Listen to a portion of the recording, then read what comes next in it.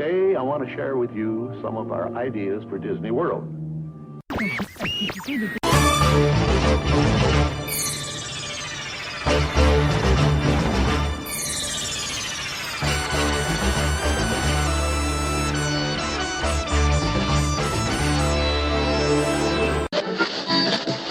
On behalf of the cast of the Walt Disney World Resort, we'd like to welcome you to the Magic Kingdom.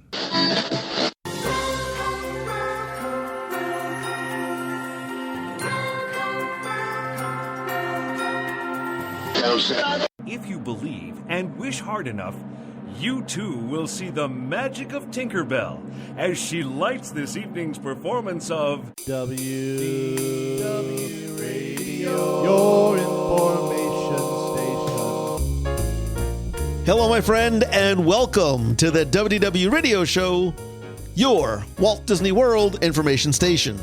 I am your host, Lou Mangello, and this is show number 747. And together, as we have been since 2004, I'm going to help you not only have the best possible Disney vacation experience when you go to the parks, but I also want to bring you a little bit of that Disney magic wherever you are. Here on the podcast, my weekly live video on Facebook every Wednesday night, blog, events, weekly newsletter, and more. Please join the community and find everything at WDWRadio.com.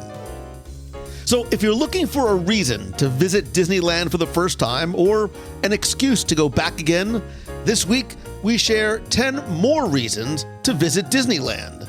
From new experiences to timeless classics, reimagined attractions to special events and more. Yes, of course, there's going to be food, a lot of it. Start packing your bags now because there is more to explore than ever before. Then stay tuned for a Disney Trivia Question of the Week and more updates at the end of the show. And if you like what you hear, please share the show and tell a friend. So sit back, relax, and enjoy this week's episode of the WDW Radio Show.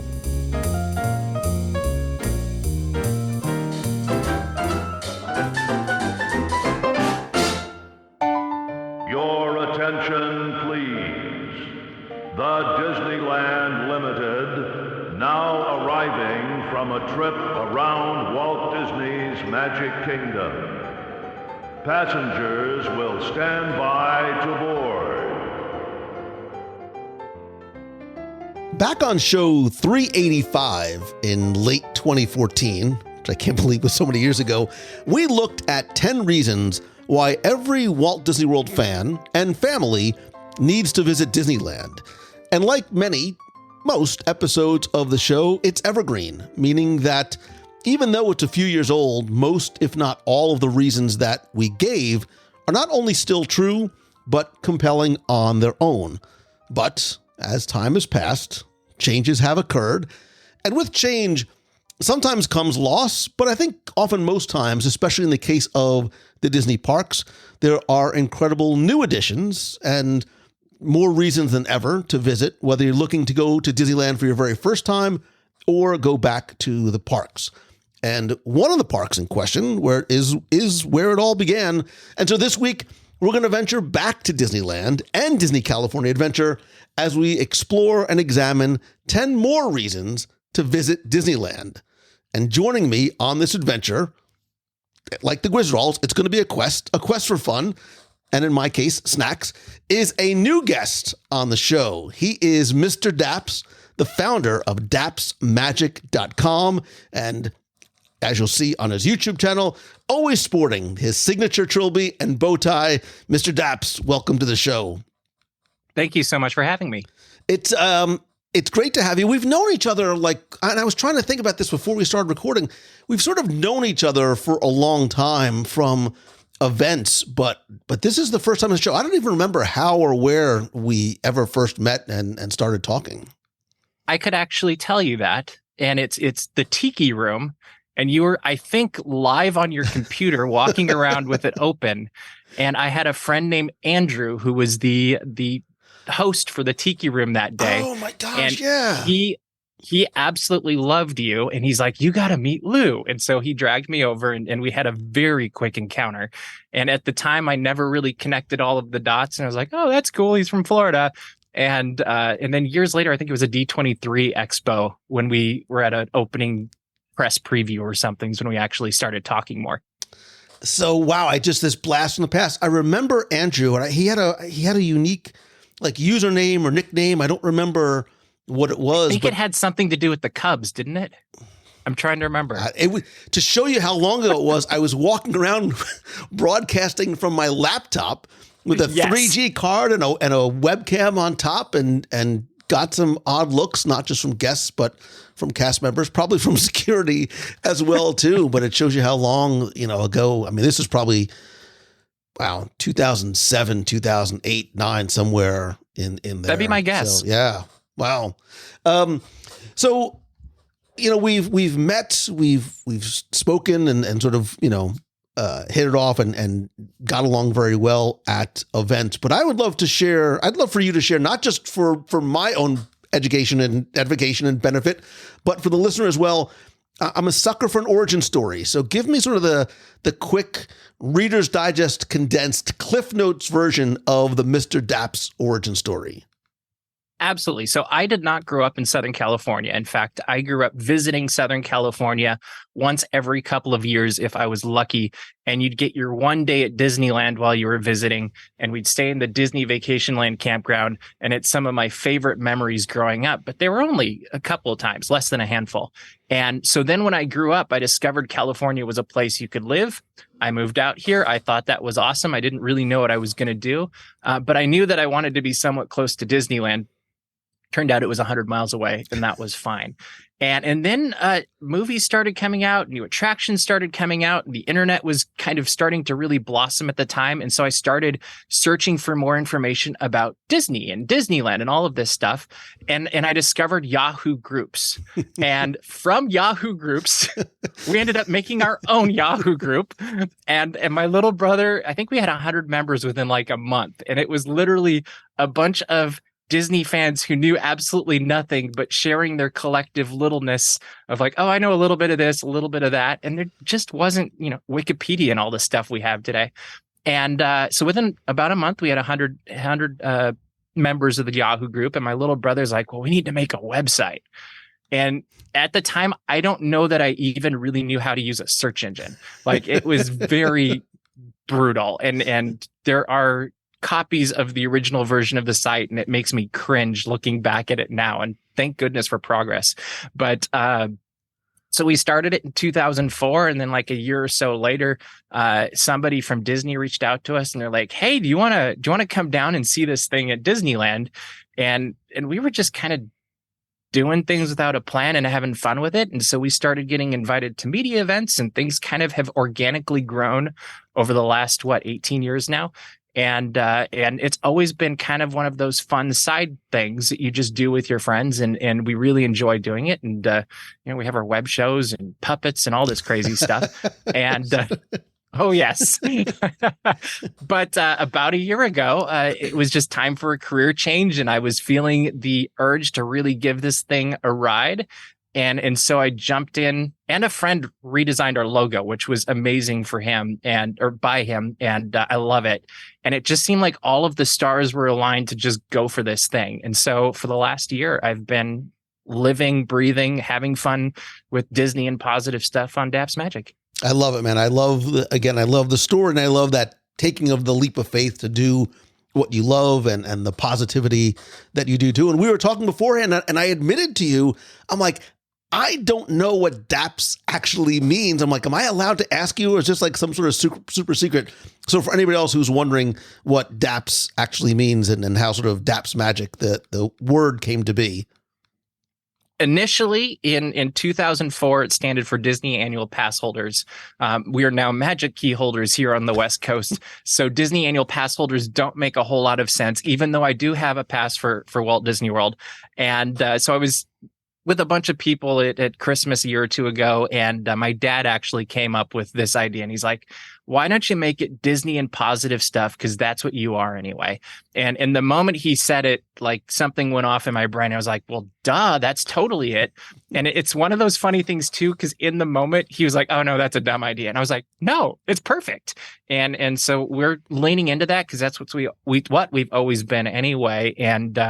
And I think it just gives us license to be that much more fun and positive in what we do and how we do it, which I like, because I think sometimes maybe it comes with the hat and glasses. I don't know, but I sometimes skew a little bit too formal, and it just kind of is like, that's my comfort. I'm a hard worker. I used to going to meetings, and it's very easy for me to slide over that way.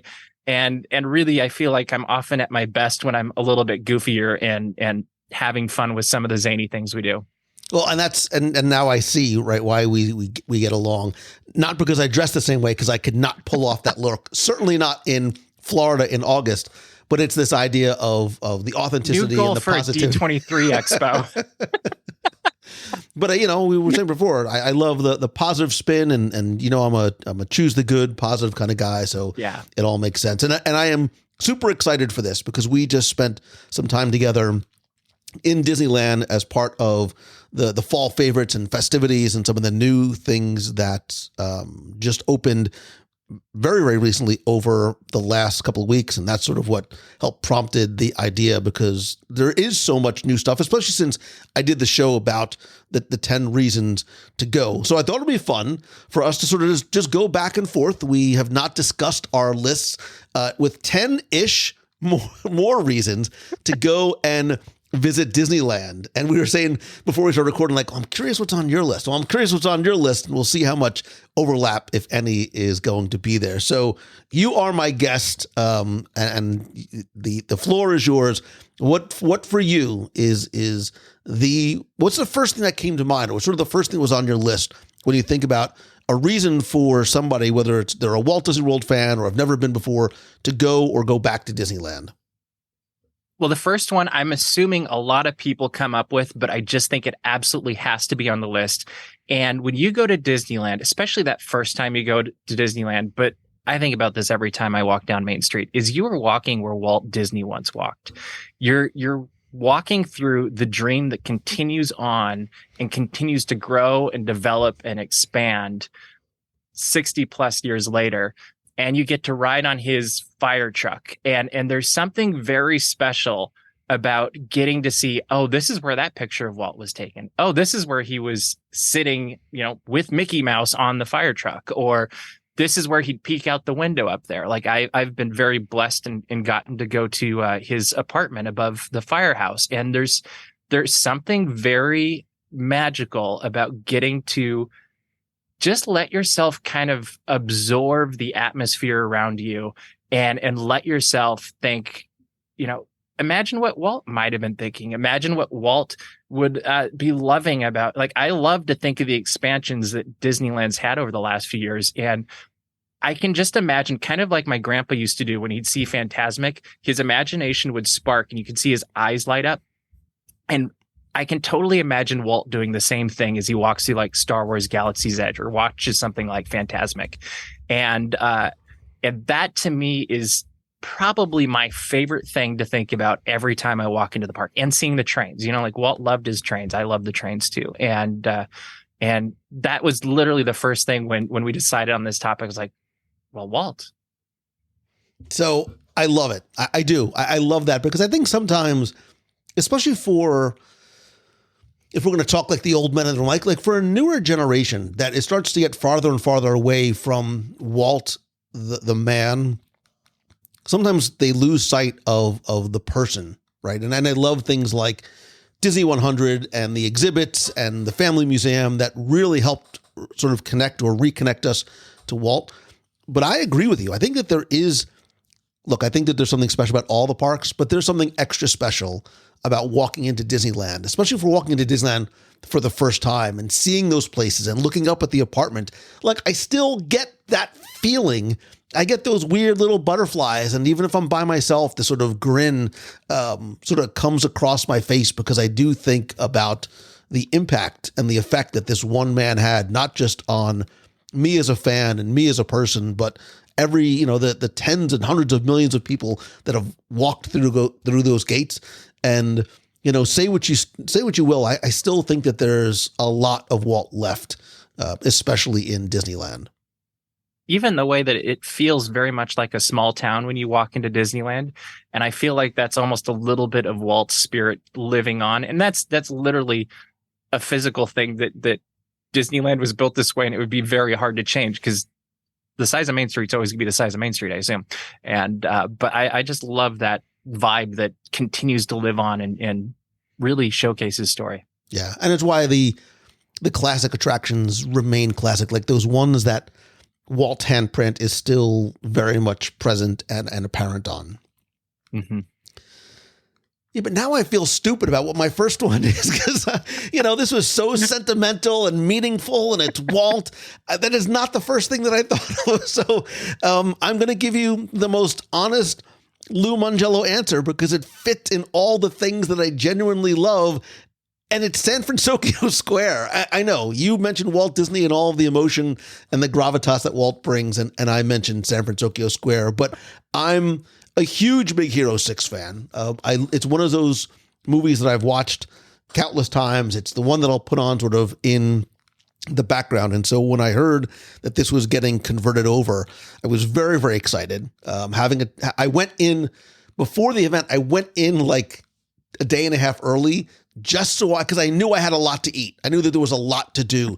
So we really could do 10 reasons to visit San Francisco alone. And all of them could be the food. Well, they're all for the most part, they almost really are. There's not a ton to it. There's no attractions. There's really only like one small store, but it has food in spades. Yes, you could meet Hero and Baymax over in the very well themed bot shop, and you could do the bakery tour and things like that are still there. But it's Aunt Cass's Cafe, the Lucky Fortune Cookery, the Cochina Cucamonga Mexican Grill, the Turbine Blenders, Ghirardelli is still there. The Cappuccino Cart, I'll get to that I'm going to get to it right now. I went there really early one morning. I'm not kidding. That steak and egg breakfast burrito is not only the best $11 I have ever spent in Disneyland, but is one of my favorite snack foods, if you can call it. I just wish the only problem I have with it is that they don't serve it 24 hours a day. Because a late night, that's my problem.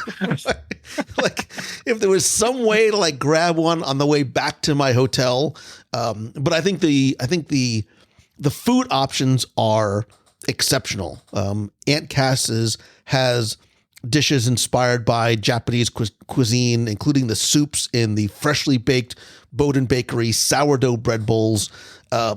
I really, really like Lucky Fortune Cookery. Again, not just Japanese, but there's Vietnamese and Korean influences. I had this ramen. It was like a beef birria ramen. And I was like, if birria tacos and ramen had a baby, this would be it. But there's street corn and the karage inspired chicken sandwich, the bread bowls, the Baymax macaron. I ate a lot when I was there. Like, I'm not going to kid you, but I love the theming of the area. That the way that they sort of transformed the bridge into the sort of Tory Gate inspired bridge into San Francisco. The only thing I wish is that, and I'm not a big merchandise guy, despite what it looks like behind me. I almost wish there was more merchandise. Like I was ready. I had like my credit card out and I wish there was sort of more merch to take home. And we were only there, like the day or so after it opened. But I love the theming, and especially at night when you've got those Japanese paper lanterns hanging and they're sort of themed like, the white and red of Baymax. It takes, like a lot of Disneyland, it takes on new life and sort of new breath at night. And I really, really dig the space. I totally agree with you. And I think they've even added more lanterns since you were here. And it's such a beautiful space. And one of the things I really appreciate about it is I can bring a group there. and somebody is going to find something they like. You're going to keep the entire group happy. And that can be a challenge. Like if you're going with a family, if you're going with a larger group for whatever reasons with friends or whatever, I love that they can go to whichever place they want, and then we can meet up in the middle and enjoy a meal together. Because I think that's one of the more special things you can do at Disneyland, and we like to do that on Sundays. And you get to meet Baymax. Yeah, the of course the line for Baymax and Hero, because it had just opened, was crazy. But I love the little references and Easter eggs, because that's me. I was looking, I look sort of on a macro level almost before I look at a micro level almost before I look on a macro level to try and pick out some of the details and the stories. Did I mention the honey lemonade, by the way? Just like I really was. I was impressed, like you said, at not just the variety, but the flavor profile of the food too. There was some stuff that had a really nice high level of spice to it. I think because of where you are in Southern California, not afraid to add a little bit of heat to some of the meals, not just there, but everywhere around in Disneyland and Disney California. And I just love Japanese food and soba noodles and some of the things they have there. So I think San Francisco literally was the reason why I flew across the country just to go and visit. That's awesome. And I think it's totally justified. So what's next on your list? Okay. I'm going to go out of order because I've heard your guests do this before and I feel like that's okay. There are no rules. There are absolutely no rules here whatsoever. Okay. That's how I like to do things too. But I'm going to go a different path than I was planning originally. I'm going to go with entertainment at Disneyland. And the reason I'm bringing up the entertainment is, one, it's always phenomenal. Two, it's constantly getting updated, whether it's the Dapper Dans seasonally, the fireworks seasonally. I think we had like 4 fireworks shows this year. Like when you think of the entire year, whether it's Mickey's Mixed Magic or Wondrous Journeys or Believe in Holiday Magic or Halloween Screams, or I think Disneyland Forever was this year also. So is that 5 now? And there's always something to be found if you're a fan of entertainment. We've got the parades going on at different times and cavalcades they've been doing and the Disneyland band. And I don't really know many other places where you can see this many live entertainers or programmed, whether it's the World of Color or the fireworks, and at this quality level too. And you can spend an entire day at the Disneyland Resort and still probably not catch every entertaining group or offering. And I think if you like entertainment, Disneyland is the place to visit. It's a really, really good point. And that may have even been something that we talked about a number of years ago, the first time we did it, because, and I think it is very different than what we have in Walt Disney World. I think the amount of live entertainment, and I know, even so long sort of post-COVID-ish, there's still not all the live entertainment, especially here in World, that has not come back. And we all hope that it does, whether they are Streetmosphere characters or live performers.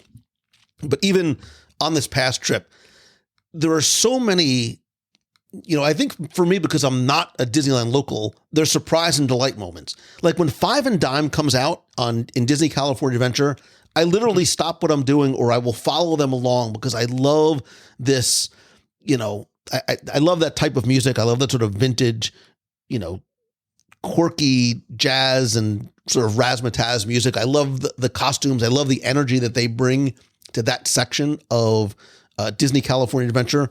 Same thing too over in Disneyland. You can be over in New Orleans Square and next thing you know, there's a jazz trio that's out performing. And because I'm not that familiar with the performers and the schedules, it's these great moments that sort of happen by accident, which is exactly what I think is supposed to happen. And I think even the characters, I know the very first time I went to Disneyland, and still to this day, at Walt Disney World, we sort of have character locations where you go and meet, where you can be wandering Disneyland and all of a sudden Alice in Wonderland just pops out from somewhere.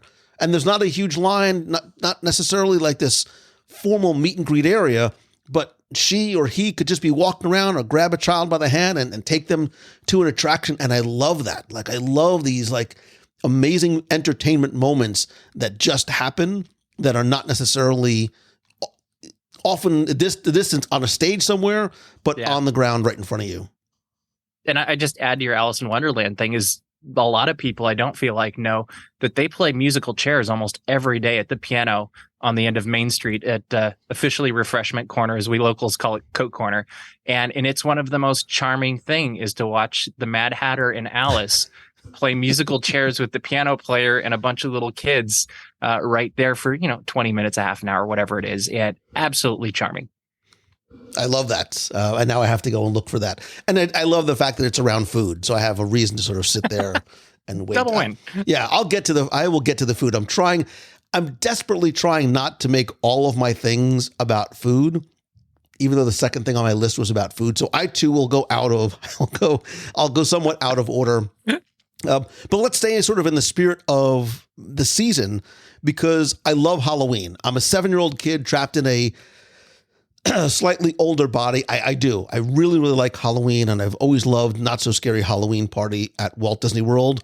But I've got 3 words for you, and they are Oogie Boogie Bash. It is not just a reason to go and visit Disneyland, but man, I say Disneyland does Halloween so very well. Oogie Boogie Bash takes place in September and October. We can do top 10 reasons to go to Oogie Boogie Bash if you can get a ticket, because they sell out very, very, very. There's a lot of things in Disneyland, like hot commodities go very, very quickly.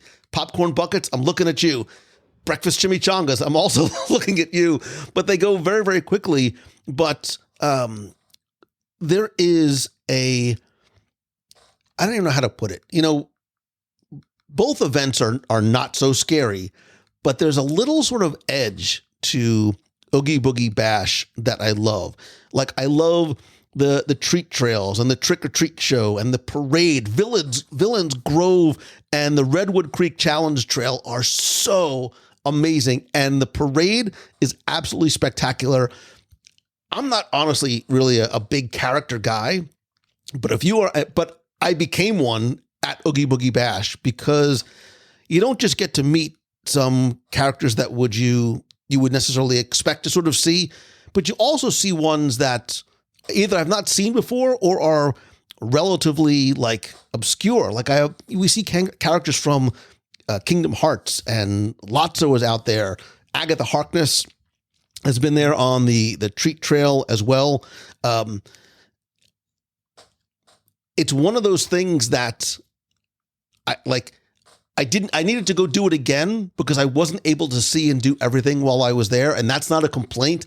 Like, that's the wonderful part of Oogie Boogie Bash, because there is so much to do beyond just quote unquote, trick or treating in the parks. The whole California Adventure takes on a very, very different life and a very different vibe, not just in the areas that, are so well themed for Halloween, but especially what they do at and for Oogie Boogie Bash. I think you totally nailed it. And as you were speaking, I was thinking, Disneyland Resort does every hard ticketed event awesome. Oogie Boogie Bash is the best, by far. It's not even close. And you're speaking about the random characters you see. Like, we saw Madame Mim, and we stood and talked with her for 5 or 10 minutes during the second parade when we went on opening night. And it brings these villains' stories to life that much more when you get to not just quick hi, bye, here's my photo, but she's sitting there telling you how she got Merlin's hat or what she's doing against Merlin right now. Or the story really comes alive. Or Mother Gothel is another one that you just don't really see anywhere else. And we every year, what has it been, 3 years now that they've had this, we're always there opening night, and we always walk away going, why didn't we get a second night?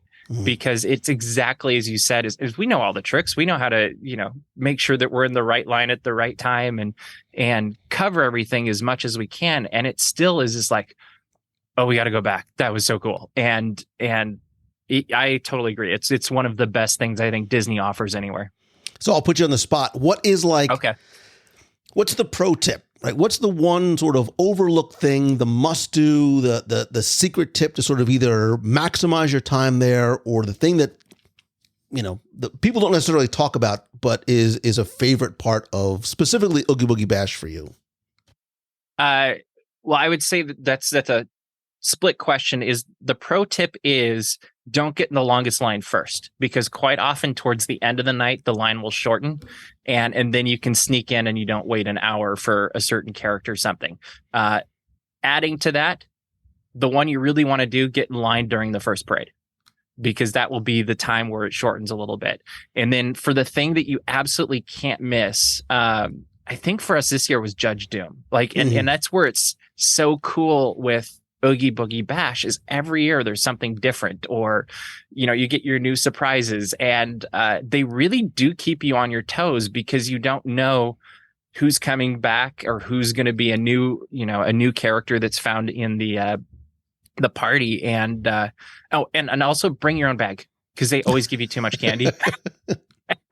No, I think Judge Doom was the highlight this year, and don't underestimate Villains Grove. That I think is such a eerily beautiful experience to walk through, that I think is easy to be like, oh, the line looks long, and it moves pretty quick, so just hop in and you'll love it. Right, and there's nothing, like I said, there's nothing scary about it, but there is that little bit and Judge Doom, there's a little haunting, right? There is a little sort of wonderfully creepy factor to it.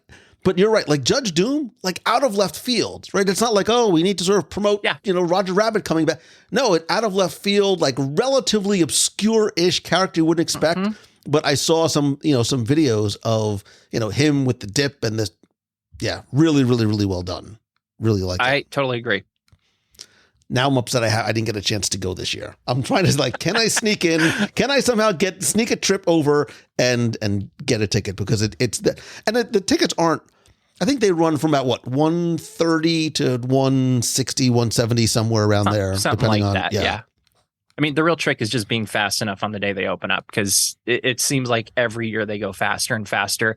And if you're a Magic Key holder, that's really when you want to buy your tickets, is do that, because they usually have an open window before general tickets go on sale for Magic Key holders, and that's what we almost always try to make sure we get, just because it gets really hard the other day.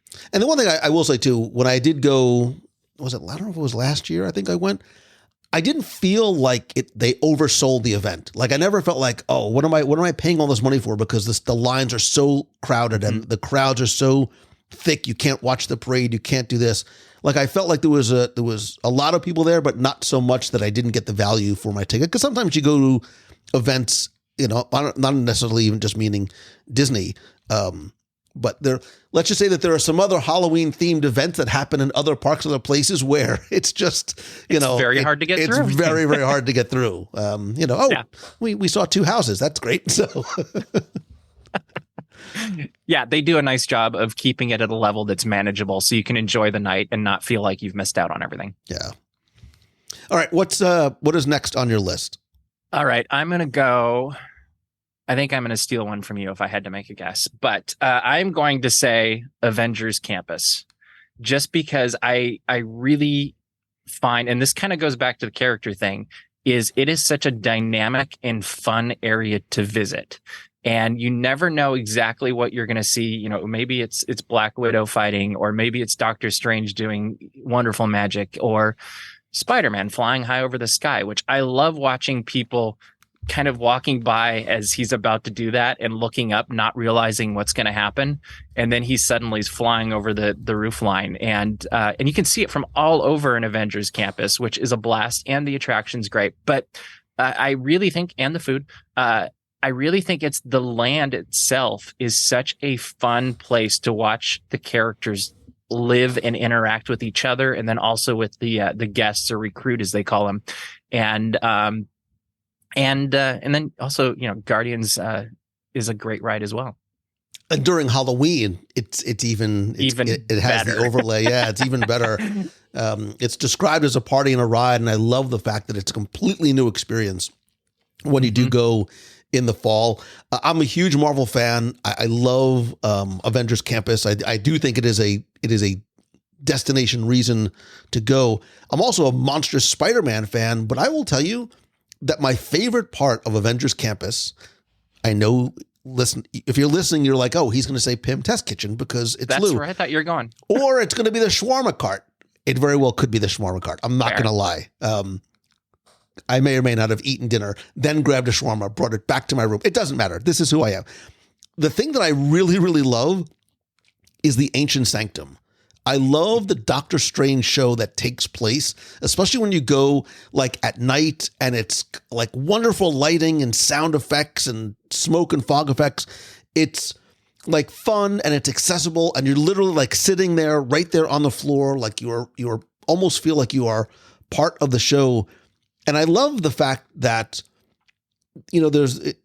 everything is rooted in story, right? Avengers Campus is as well. And this idea that in the late 40s, this Stark Industries complex was built on top of this location, and then it became what we know as Avengers.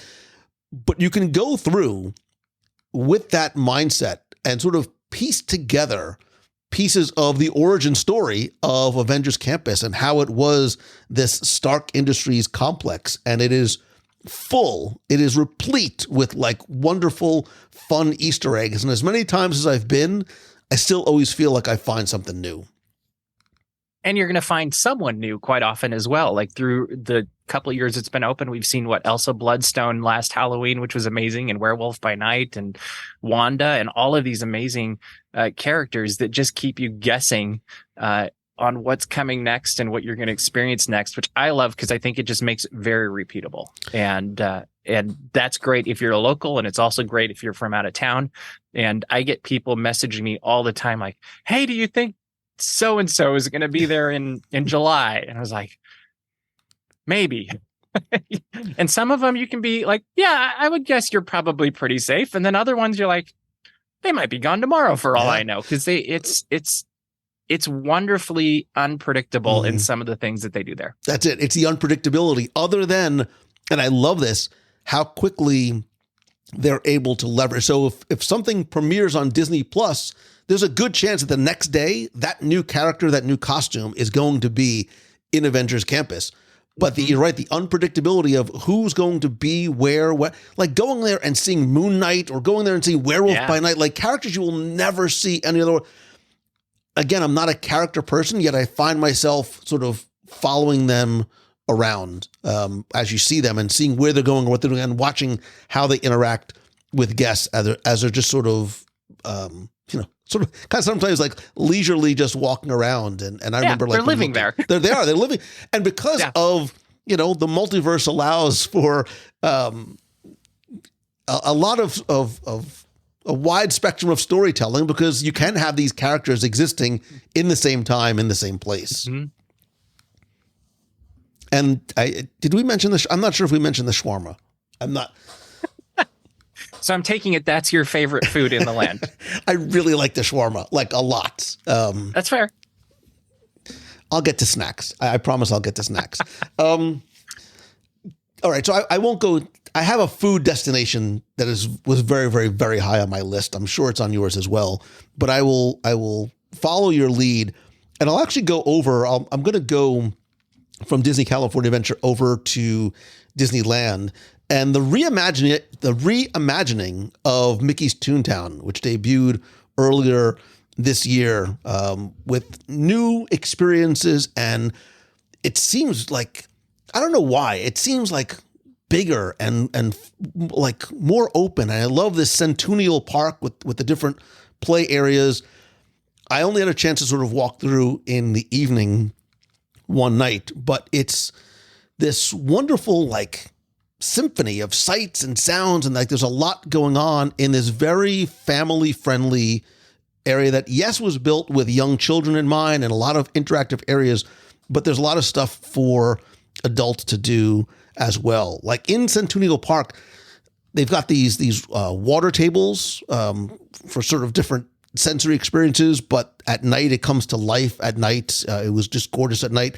There's you were talking earlier about Walt Disney, this idea of the dreaming tree that was inspired by the dreaming tree that Walt would daydream under back in his hometown. And I love sort of like these rolling verdant hills, like in the background, a lot of places just to sort of get away from it all a little bit, let your kids go and play and do their thing, but you can sit and relax. And in Walt's case, you can dream. And I loved all these open play areas and interactive experiences and that connection to Walt Disney. And there was something that I didn't realize initially, but I think is important to note too, because we've talked about for years, and I continue to hear this, how Walt Disney World and Disneyland are sometimes some of the few, if not only, places that some guests that have special needs or requirements can vacation to because of how accessible it is, how inclusive it is in terms. And I think when they reimagined Toontown, this was something that they really thought very, very hard on and were very intentional in having, working with cast members to design these new areas to make sure that all guests of all different abilities can see and hear and interact with the places and spaces and each other.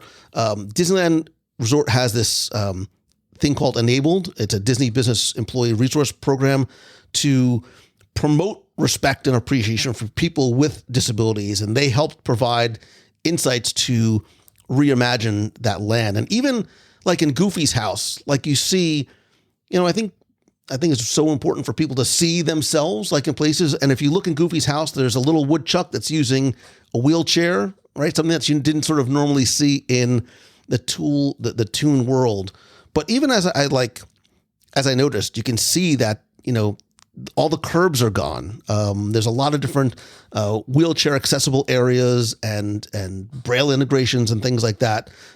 So I loved, and I think I love it because of its connection to Walt, not just Walt, the storyteller, but creating this place that everybody is welcome and included. And, like Walt's Dreaming Tree allows, everybody to sort of have a place to sort of dream big. Totally agree. And I think, to me, it's all about, this is also a place where anybody and everybody can play, whether it is with the water, or maybe it's just that green field of grass over by Roger Rabbit's Cartoon Spin. And one of my favorite things to do is there's kind of like I think it's called Outlook Point or something, I don't remember, but you can climb up kind of by where the slides are, and you can look down over the land on this wonderful little walkway. And I love to just stand there and watch families having fun together. And, that's something I think that we sometimes take for granted. Of course, you're going to have fun at Disneyland, but how often do we actually look at it?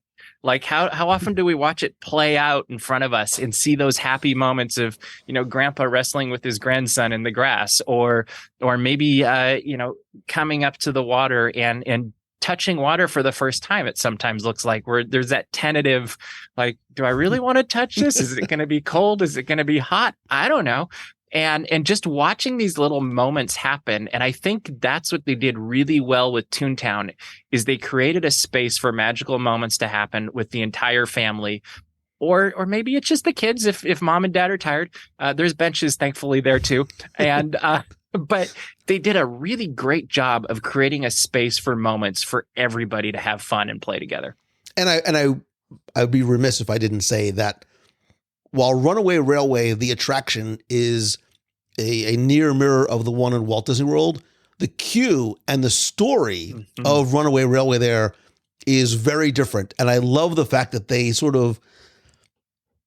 they're trying to sort of make these stories and these cartoons and these shorts something that when we step into Toontown is part of their reality. And if you're an Easter egg fan, and if you love those little details and stories, if you love those early Disney cartoons and shorts, whether it was from the late 20s, 30s, 40s, or, if you were a kid of the 80s watching or 90s watching on the Disney Channel, there's something in that queue for you. And take the standby line. Yeah, exactly. At least once. At least once. Yeah, because you'll miss a lot if you go the other way. What's next on your list? All right, let's see. I'm going to go with Everything is Walkable. And this is something that's very unique to the Disneyland Resort and maybe a little bit Disneyland Paris, but I love how close everything is. So on an average day at Disneyland, I might start at Disneyland, watching the Disneyland band, decide I want lunch over at Trader Sam's in the Disneyland Hotel, and then along the way be like, oh, you know what? I really want to get shawarma. There we go. And then make my way over to Avengers Campus. And you can literally walk between the two parks and the Disneyland Resort hotels in minutes, and you're not exhausted. And I love the gift of space that Walt Disney World has. And I love the gift of compression that Disneyland has. And it's a completely different experience because of it. And to me, park hopping is almost a no-brainer at the Disneyland Resort, because you kind of can watch the queues and the lines on the Disneyland app and be like, oh, well, this area of the park is clearly very busy. I'm heading over to Avengers Campus, or vice versa. And I think it's just one of those things that we take for granted as Californians. That it's like, well, of course they're all close to each other. But then when you go to other parks around the globe, you're like, oh man, that was a day. And, right, you got to get on a boat to get on a monorail in order to get the bus to the tram to get where you want to go. Which is fun, but it's a very different experience. And I think it's one, especially if you're staying on property or right across the street, that really can change the way you do Disneyland and provide a flexibility that perhaps you may not have if you're committed to going to Animal Kingdom in the morning and you want to end up watching Luminous at night at Epcot or something. And I just love the flexibility. If you stand in the middle of the promenade in between Disneyland and California Adventure and Downtown Disney, and you almost feel like you can reach out and touch, it's this amazing feeling to realize that you have all these options that are so, so very close. And I'll piggyback on what you said, because one of the things I had on my list was actually the variety of resort options. Yes, there's the 3 on-site Disneyland Hotel and Paradise Pixar Pier Hotel and Disney California Adventure, but there's like 45 to 50 different hotels around the resorts, obviously of varying standards and price points, that are super affordable, are very, very walkable. The last time I was there, because I like trying some of these out, and the very first one that I ever stayed at when I first went and I got there a couple of days early before some friends were coming in, was there's a Best Western Plus right on Catella. When I say that it's literally right across the street, you could look out your window and you see the Disneyland sign. I mean, it's like I walk fast, but it's like a 4-minute walk from my room to the gate of whatever park you want to. I stayed there again. They had recently refurbished it.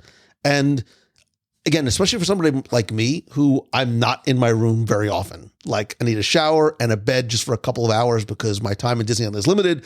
I'm going to be spending it at the shawarma cart. So, but it's super convenient. It's super affordable. Depending on where you stay, they're themed differently. They've got pools. They've got like breakfast included. They've got all kinds of different, ways to help save money, but still have a great experience. And I love that there is such a wide variety of lodging options, food options as well too. If maybe you don't want to eat in, like when I went years ago and saw that there was a little picnic area outside of Disneyland, I was like, this is amazing. Like, I love that, because you're right. It is a lot of locals, and it can get expensive eating in Disney. I live right behind Walt Disney World. I know it can get expensive if you want to eat at the parks every single day. It's always a temptation, but it's a great thing too, just because speaking of foods, is like you can walk to just about any type of food, and soon even more types of food, whether it's downtown Disney, the hotels, either park, or across the street. And I just love the possibilities that creates. I'm with you. All right, I won't count that one as mine, because there's a couple more that I definitely have to get to. How, I want to know, and maybe you're just trying to be like gentlemanly, because I assume that that's who you are. You're like, I'm not going to say Tiana's Palace, because I'm going to give that one to Lou, because clearly I saw how much he ate and how much he enjoyed. That just opened the first week of September on Orleans Street, and I love Princess and the Frog. I love the food. New Orleans is one of, if not my favorite city in the United States. And when I heard that they were going to be introducing this restaurant, which is a quick service restaurant, which I thought was a very interesting yet wonderful choice, based on Princess and the Frog, I got very, very excited. When I saw it in person, I got really excited. When I sat down to eat, that's when the magic happened, because we were talking about this earlier. Disneyland and Disney California Adventure are not afraid to allow food to be as, and especially for a place like here, if it is going to be as inspired by New Orleans it has to be authentic. I'm going to tell you, they have 3 different types of gumbo. They have a 7 greens gumbo, which is plant-based, a regular 7 greens gumbo with chicken and andouille, and the house gumbo. I had the house gumbo with the buttermilk biscuits.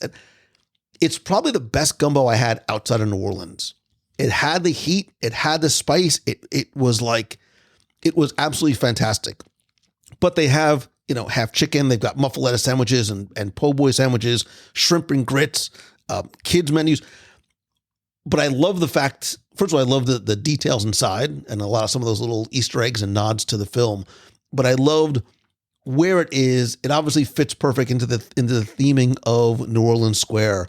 But what I feel, and I hope the food, and I'm curious to hear what you thought, I hope the food stays the way it is. I hope it keeps that little bit of heat for those folks that want it, because you really do get a sense that it is a piece of New Orleans dropped right into Disneyland. I completely agree with you. And I should also add, Tiana quite often visits and walks around the seating area we've discovered since the location opened. Oh, wow. But I have now eaten there several times, and it has become probably my new favorite place to eat at Disneyland in that park. And the house gumbo is definitely my favorite, but I can also tell you I've had everything on the menu now, between a media preview we had a few weeks before it opened and then all the weeks since. And I have liked everything on the menu. Definitely that gumbo is up there. The shrimp and grits was really good.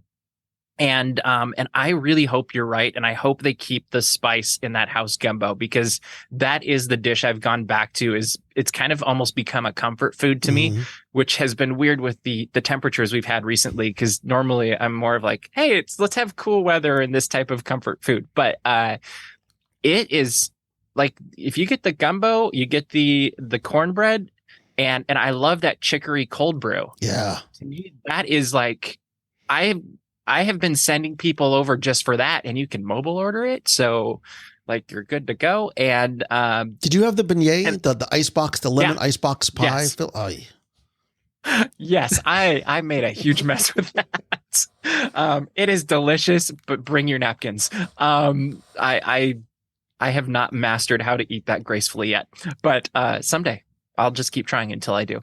And then you also get jazz. Like, that's the other thing that's so wonderful about that, is you got Jambalaya Jazz Band coming out throughout the afternoon and performing there, which I think is just, there's few things more magical than having a live band play while you eat. Yeah, the overall experience and the ambiance, sort of that captures the culture of New Orleans, the flavor of New Orleans, but you sit outside in the shade of the tree with the live jazz band playing. You're looking out over the rivers of America. You're hearing the train. It's perfect. It is perfect. It is a wonderful, wonderful experience. And again, I'm happy that it's a quick service thing, because it gives more and more people a chance to experience it, or in your case, experience it multiple times a day. We've got to do it all in the service. I'm not judging. I know it's the research. You're a giver. I get it. That's we got to take care of our people, right? Is it my turn? It is. Okay.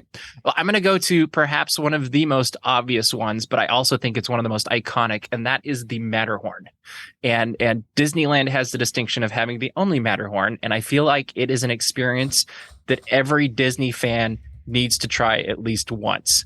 And I would also say try it once during the day and once at night, just because they're two very different experiences. And it's it's one of the original thrill attractions, and I don't go on it probably more than once a year, because it definitely is not the most comfortable attraction. I was waiting to see. I was like, wait a minute.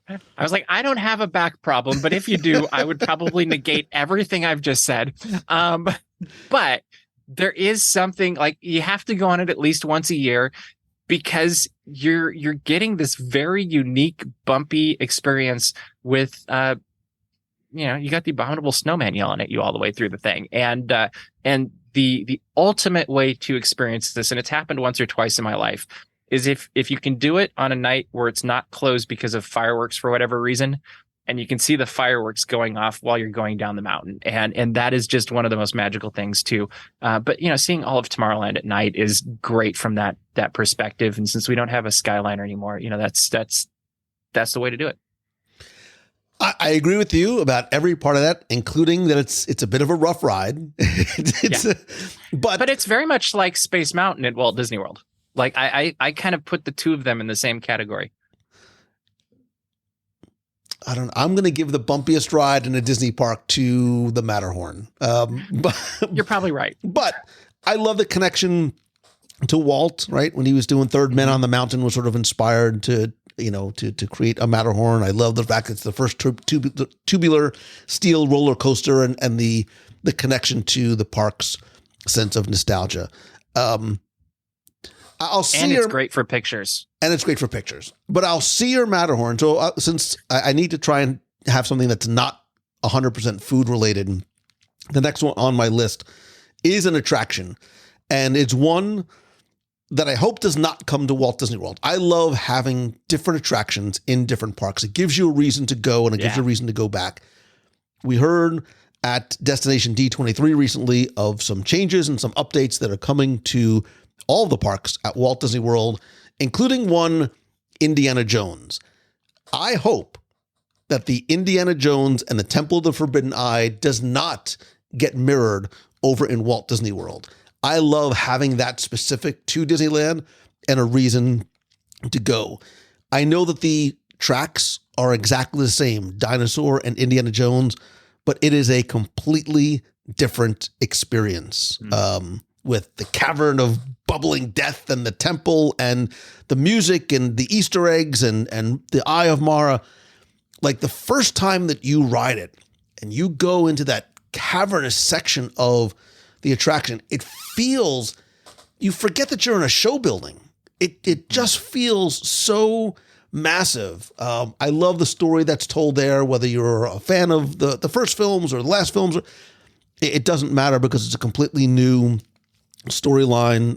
I think the special effects still hold up. I love the enhancement that took place a number of years ago. So yeah, I think it's a reason to go to Disneyland. And again, I hope that it's not something that is mirrored, scene for scene over in Walt Disney World. So we have two different Indiana Jones experiences in the States. I completely agree. And I would also add the queue is such a huge part of the experience for this attraction because it kind of like eases you into the story because you start in Adventureland and then you enter the world of Indiana Jones. You see the Jungle Cruise going by, and it really does start taking you out of California and Disneyland and placing you into the middle of an Indiana Jones adventure as you're walking further and further into that tunnel. And honestly, as you were speaking, I was like, I don't know how they would do that in Disney's Animal Kingdom because they just don't have that same kind of space as you're going down into the attraction. And I hope you're right. And I hope we get a completely different story or experience, whatever it is, if it is indeed Indiana Jones, like it seems like it is. And I'd love to be completely surprised. And I think that'd be really cool. I don't even know what number we're on. It probably doesn't matter. Do you have anything else on your list? I have plenty because I was worried that you were going to make me come up with 10. I do think we've kind of we've hit a few of them. I do think it's worth mentioning the festivals at Disney California Adventure is something that's really grown through the years. And for half of the year, I would say at this point, you have some really fun festivals that really, I almost want to say they're over the top. So whether you got Festival of Holidays and you've got these incredible bands playing in front of the Paradise Bay on that bridge or on that stage there. And so like Fat Cat Swinger is this little big band that has so much energy and it's just so much fun. And then you have the Three Caballeros show. I just lost the name of it, but you have so much stuff happening around Disney California, around the Bay for holidays, and then you move forward and you've got Lunar New Year festival coming, or celebration that happens, and then you've got food and wine, and we get our return usually of soaring over California. And there is so many fun, detailed things to do through all of these, and Plaza de la Familia right now, that really just, they engage you. They just pull you in, and you look at your watch and you're like, oh, I've been here for 6 hours, and you don't even realize it, whether it's the entertainment or the interactive things to do or the characters to meet. You can meet Raya, you can meet Mirabelle, you can meet the Three Caballeros, Mickey Mouse, Minnie, all of them in seasonal and fun costumes that you're not going to see anywhere else. And I really think it's been a fantastic addition for Disney California Adventure, as we wish that we were someday Epcot, Westcott. But we are very happy with what we have. So this is our first overlap, because I had special events and experiences on my list, because there are so many throughout the year, whether it is holiday based, whether it is seasonal based, whether it is cultural based, right? So you mentioned things like Three Kings Day. I'm going to very quickly, I went through the list, because there's dozens. I mean, some of them might just be a celebration of a day. Some of them might be something that goes on. Like 4 happening right now. Yeah, like Halloween time goes, for 2 months. That alone is a reason to go. But Three Kings Day, the Disneyland Half Marathon, Lunar New Year runs for almost a month, and there's food and characters and performances. Again, wonderful sort of exposure to the culture, the music and the food. Disneyland After Dark, you have your own food and wine festival. You have an Easter egg hunt that lasts from March through April. Dapper Day, which I know it's like an official, unofficial type of thing that sort of happens. Or as I like to call it, Sunday. Right. It's every day for you. Mardi Gras is celebrated. Grad nights, Halloween time. You mentioned the Plaza de Familia. Viva Navidad from like November to January, that festive celebration of Latino cultures and traditions. Holidays at Disneyland are like, this is the sort of the quote unquote rewritability of Disneyland, because no matter what time of year you go, there is something to do. And when I was talking earlier about the Oogie Boogie Bash, Halloween itself, it could be a top 20 reason to go, because even if you don't do the special ticketed event for Oogie Boogie Bash, there's the Halloween Screams Nighttime Spectacular. There's all kinds of food. Great character meet and greets, beautiful decorations. Cars Land with the Halloween is beautiful at night. Yep. Plaza de Familia, I really, really liked the entertainment offerings and some of the interactive experiences that were there. I shared a couple of videos on my Instagram reels and stories. And even over in Disneyland Park, the Dia de los Muertos, the decor sort of that's right by Rancho de Zocalo over in Frontierland. Beautiful. And I would add 2 dates that you want to not miss. Like if you're really into if you consider yourself a hardcore Disney fan, you should come out at least once for July 17th for Disneyland's birthday, because there's always something that happens. Different years, it's different levels of things happening, but at least a cavalcade that usually involves tons of characters that you never see. And then also Mickey Mouse's birthday, there's usually a fun thing that happens. And these are kind of things that you don't think about a whole lot, but they're these little special details that Disney adds into the year that could be easy to overlook, and they don't necessarily have to do them, but they add that extra magic and that extra something special for Disney fans that really, I think it connects at the heart when they do these special days in a different way, and all of these other events as well. Yeah. And again, people say Disneyland's a quote unquote locals park. There's always something, if you're local, there's always something new, something different that's happening. And again, if you're not a local, no matter what time of year you go, there is something special that is probably going on. Anything else you want to add to your list? Any honorable mentions or ones I feel like there's one that we both would completely agree with, and this really goes it's one of the things that sets every Disney park apart, though, is the Disney cast members at the Disneyland Resort. There's something very special about them. And I think it kind of goes back to where we started, is there's a recognition that they're working and carrying on the legacy of the park that Walt Disney originally created. And if you catch some of the ones that have been around for a longer period of time, you can get some really interesting stories and experiences shared with you. That's a completely different type of magic. That, maybe you're riding down the main street on the fire truck and you hear from Steve, how he's been doing this for decades and the different stories he's been a part of, whether it's in a rose parade or somebody was on his truck and it was so-and-so. But there's so many different experiences and stories and moments to be had as you're going about your day at the Disneyland Resort. If you keep your eyes and ears open for them, because there's a lot of people that are just waiting there smiling at you, that, if you were to take the "how are you today" instead of just saying "great" and respond with the "oh yeah, and how are you?" Like, how's your day going as well? It's amazing the different moments that are created. I think both for us as guests and then also as the cast member, that you've also made their day a little bit better. And I kind of think this is probably something we have very much in common, is we really like the people component of Disney. And without the people component, it's just a really cool building or a really cool park. And I think it's always important to remember that as we go through our Disney experiences, to appreciate the people that make the experiences happen, and recognize that, they're all going through their day just like we're going through our day. And we can make theirs a little bit better as they're making ours a little bit better as we're getting to experience Disneyland.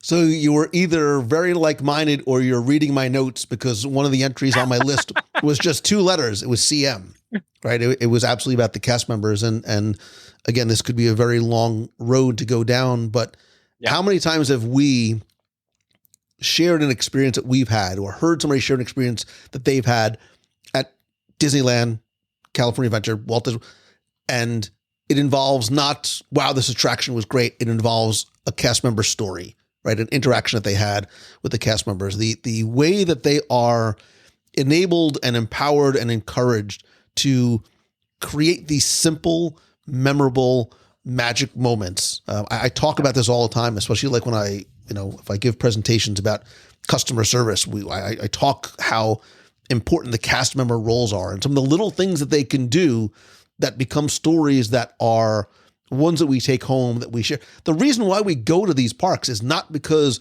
we see an advertisement on TV or, online somewhere. It's because somebody comes home and tells us about this thing that happened to them. And it usually involves this story and a cast member, what they did for them, their mom, their daughter, or whatever it might be. I totally agree with you.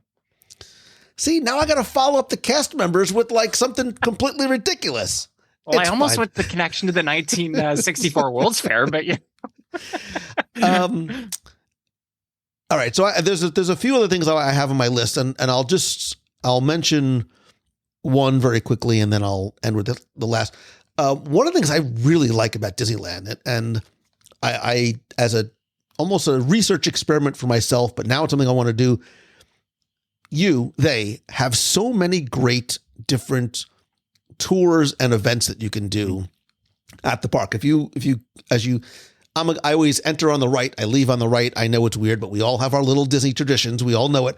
When you leave on the right, from the right-hand side of Main Street USA, and you see sort of the little tour garden there, it is where tours depart from multiple times throughout the day. And when I was there a couple of weeks ago, I really was curious to do the Happy Haunts tour.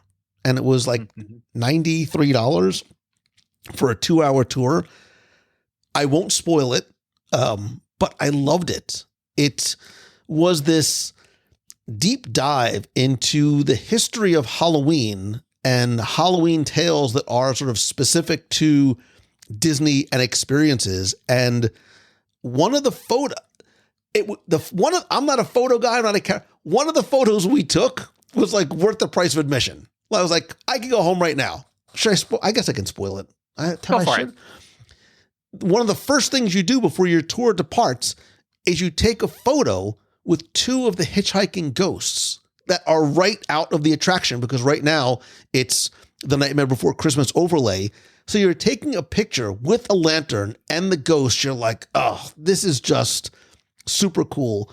But you move your way throughout Disneyland Park and are told stories about, again, whether it's a history of Halloween itself, Rolly Crump, the Halloween tree, the history of trick-or-treating.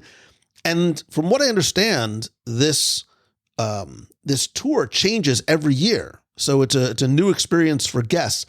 But in addition to that, you also get a very cool pin. You get a delicious little Halloween themed treat, and you also get reserved section for the viewing of the fireworks. So you've got prime viewing location without having to camp out in advance. Just a note, like after Labor Day, check the day of that you do the tour, because I didn't realize fireworks don't necessarily happen every single night in Disneyland, right? It's only Friday through Sunday, not necessarily on most weekdays. Yeah. So, but I loved it. Like I really, I love those kind of deep dive tours, and it was very, very like accessible, right? No matter where your sort of interest in Disneyland nerddom might be, or just learning about Halloween was a lot of fun. But the very last thing on my list is also the very first thing on my list.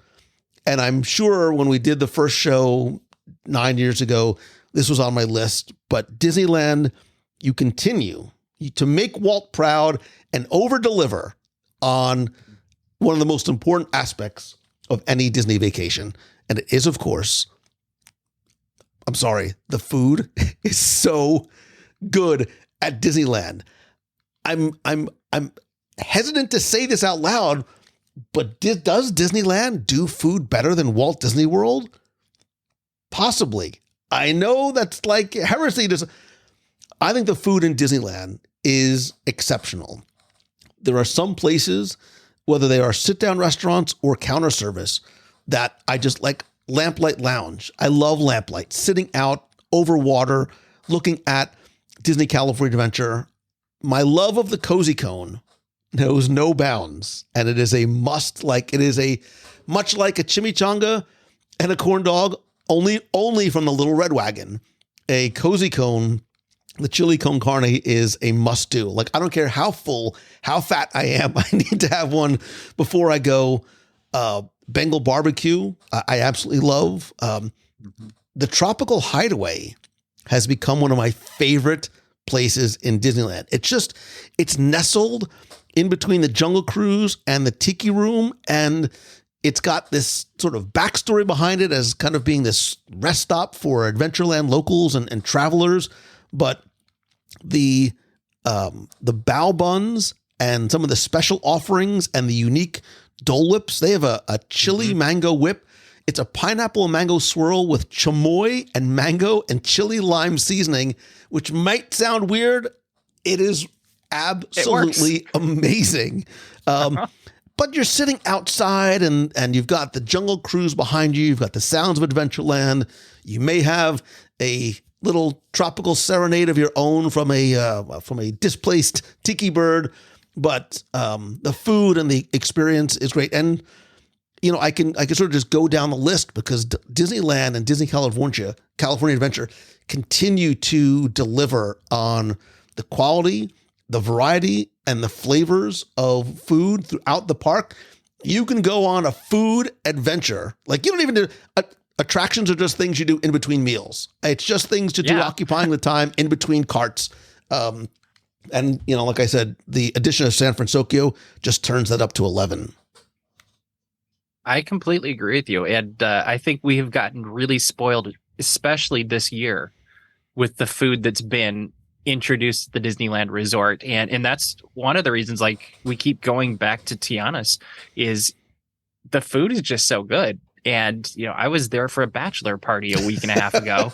And, you know, that's where we all decided we wanted to go. Thankfully, they weren't disappointed with my advice. But you know, it's consistently upping their game, I feel like, every year with each new thing that they offer, whether it's for a festival or for a specific restaurant. And I think the thing that Tiana's in particular really has gotten me excited about is like, what's going to come next? Mm-hmm. Because like, you're like, oh, this is great. Like we were having a blast at that event a couple of weeks ago. And then I started, you go home and you're ridiculously full and you're kind of laying in a half food coma going, oh, I have to write about this now.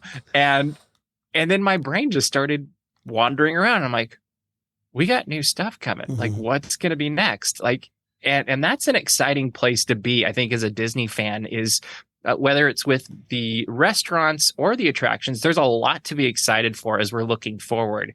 And the fact that they keep changing and updating things gives us all reasons to keep coming back, whether it's as locals or from around the world. And same going for out to Florida too. But I think you're totally right with the food. And I will say we frequently plan our day at Disneyland based on what are our food stops. And usually it's like, this one is the beginning and this one it's the end. What can we put in the middle?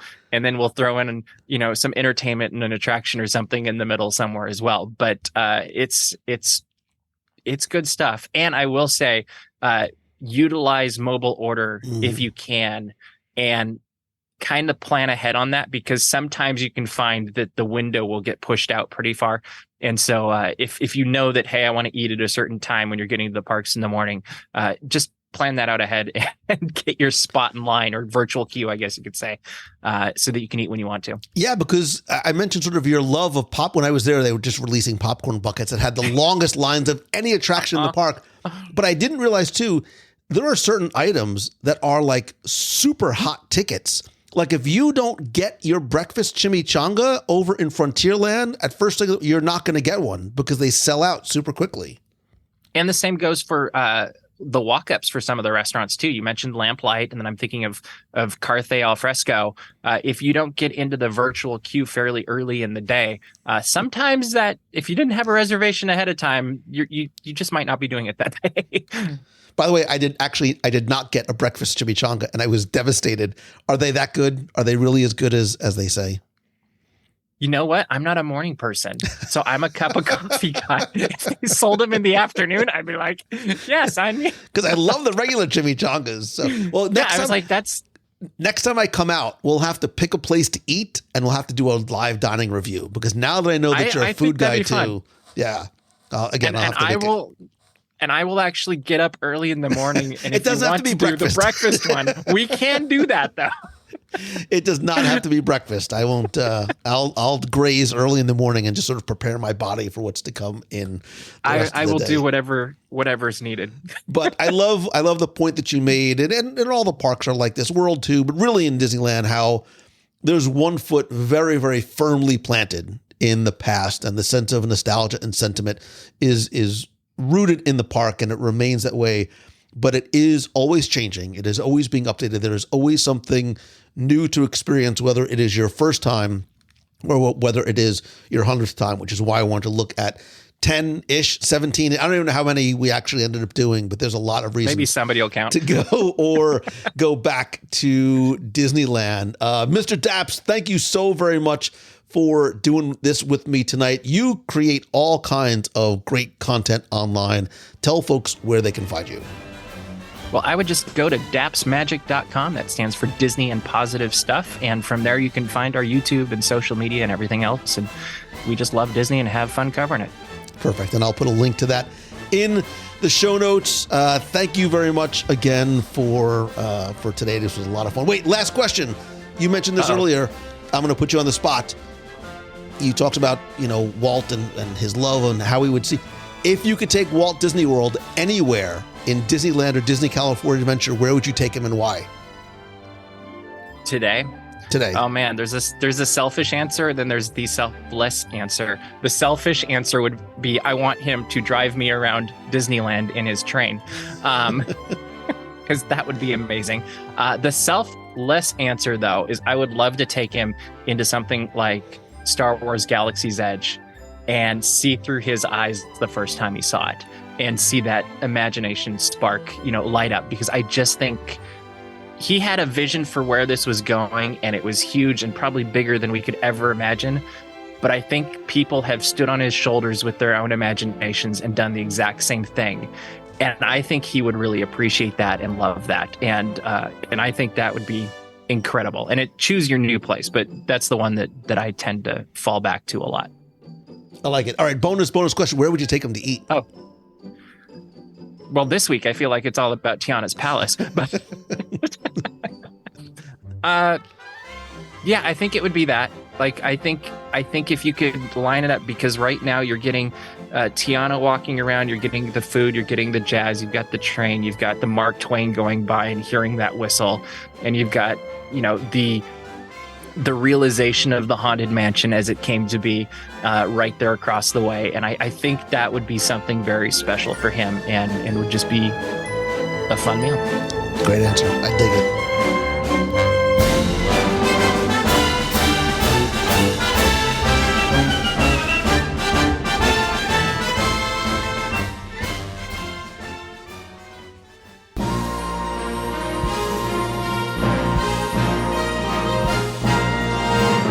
It's time for our Disney Trivia Question of the Week, where you can test your knowledge of Walt Disney World, or in this week's case, Disneyland's history, or see how well you pay attention to the details in what you see, hear, or remember. And if you think you know the answer, you can enter for a chance to win a Disney prize package. And this week's trivia contest is brought to you by HelloFresh. And I literally, like 5 minutes ago, just finished my HelloFresh dinner. I loved it, and the timing is perfect. My family and I have been using HelloFresh for years, and we just love not just the taste of the food, but the convenience and the variety. The ingredients are all pre-portioned out, and the recipes are delivered right to our doorstep. It's America's #1 meal kit, and I see why, because they have a menu that includes 40 recipes and over 100 add-on items to choose from every week, from breakfast to dinner, and of course, even snacks. HelloFresh just takes the stress out of mealtime. Everything's delivered right to your door. You don't have to worry about running to the grocery store after work trying to figure out what to make. So try it for yourself. Go to HelloFresh.com/50 WDW and use code 50WDW for 50% off plus 15% off the next 2 months. It's HelloFresh.com/50 WDW. Use code 50WDW for 50% off and 15% off the next 2 months. So skip the extra trip to the grocery store, have dinner ready in no time with America's #1 meal kit. Now, before we get to this week's question, let's go back, review last week's, and select our winner. So last week I asked you to tell me simply what 5 animals are on the logo for Disney's Animal Kingdom Park. You've seen the logo countless times, but have you ever paid attention to what 5 animals are located on it? And the answers are a lion, an elephant, a dragon, remember Beastly Kingdom, a triceratops, and an antelope, or a gazelle. I took either, because a gazelle is a small antelope, so all gazelles are antelopes, but not all antelopes are gazelles. There's conflicting descriptions, depending on where you read, as to which one it really is, so I took both. I randomly selected one correct entry, and last week you were once again playing for a new WDW Radio 3D keychain and a mystery prize. And last week's winner, randomly selected, is Reed Mayer. So Reed, congratulations. I'll get your prize package out to you right away.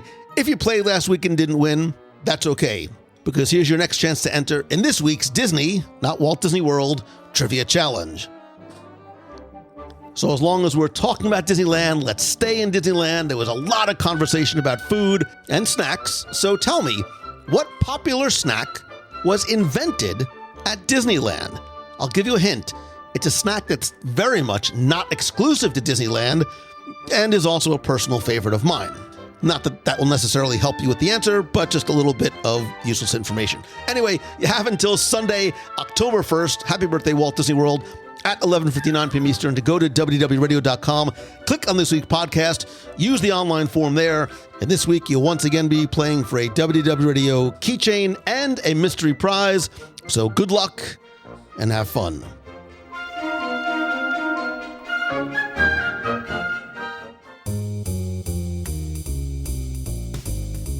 That's going to do it for this week's show. Thank you again for taking the time to tune in this and every week. I'd love to hear from you.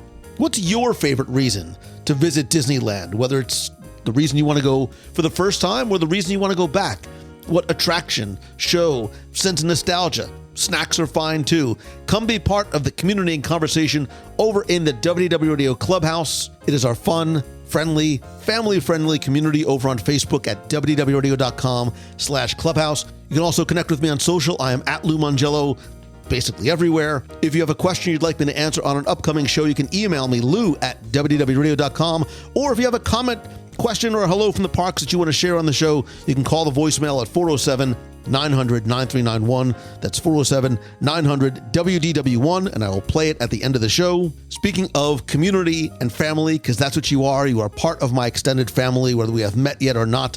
I want to thank all of the members of the WDW Radio Nation family. I sincerely appreciate your love, support, friendship, and help, and I love being able to give back to you each and every month with monthly scavenger hunts and trivia quests, group video calls, access to our private Facebook group, shirts, stickers, monthly care packages from the parks, early access and discounts to special events, and much more. More importantly, it's a great way for you to not just be part of, but to help the show as well. And of course, don't forget that a portion of your contribution goes to our Dream Team project to benefit the Make-A-Wish Foundation of America.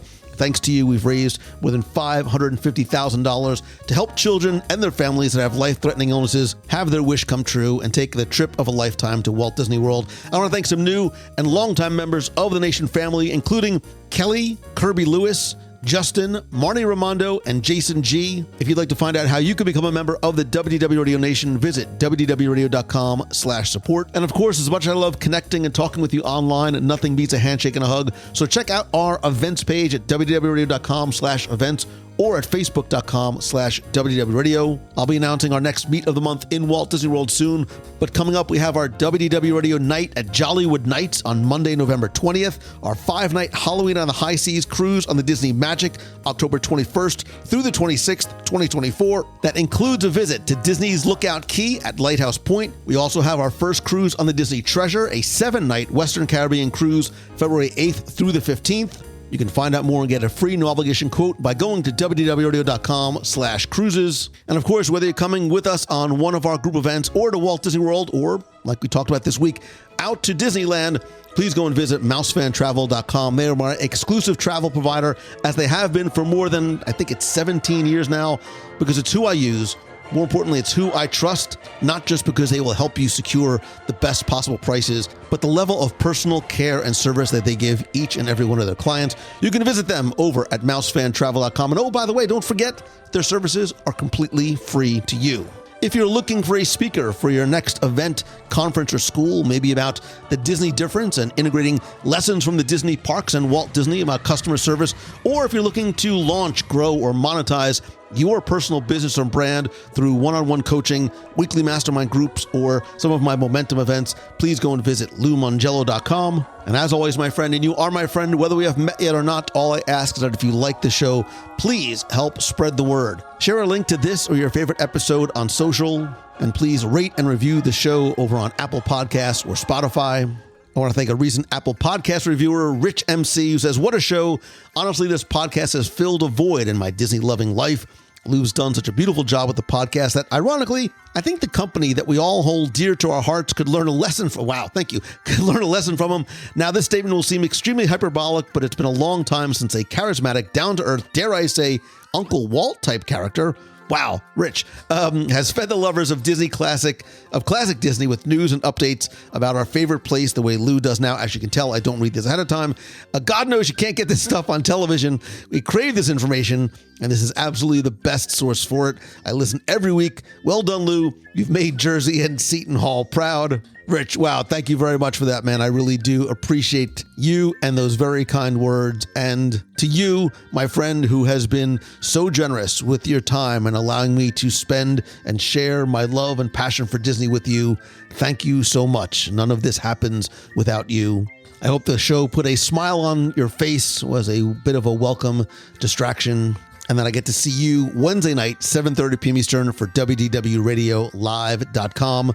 So until that time, I hope that this is your best week ever. I hope that you continue to choose the good and be the good, because remember, it's those little positive things that help you get through the big negative ones. I love you. I appreciate you. So until next time, see ya. Hello, it's Elizabeth from Massachusetts. Guess what? I just finished listening to every single episode of WDW Radio. It only took a few years, lots of listening, but Lou, huge thank you for all of the hard work, all of the research, all of the tips, tricks, top 10s, hours of time that you've put into doing this, because it has given me newfound knowledge of Disney. It has given me structure and something to look forward to week by week. And I know I speak for a lot of people when I say those things. So huge shout out to you. Thank you for building this, as you say, clubhouse for us to fill. It's been amazing. So yeah, I'm done. I am completely caught up. And I can't wait to now only listen to, I guess, the new stuff and maybe listen to some older stuff when I kind of feel like it. I hope everyone has an absolutely magical day. Stay magical, be magical, make somebody else's day magical, and I'll talk to y'all real soon. Bye, guys.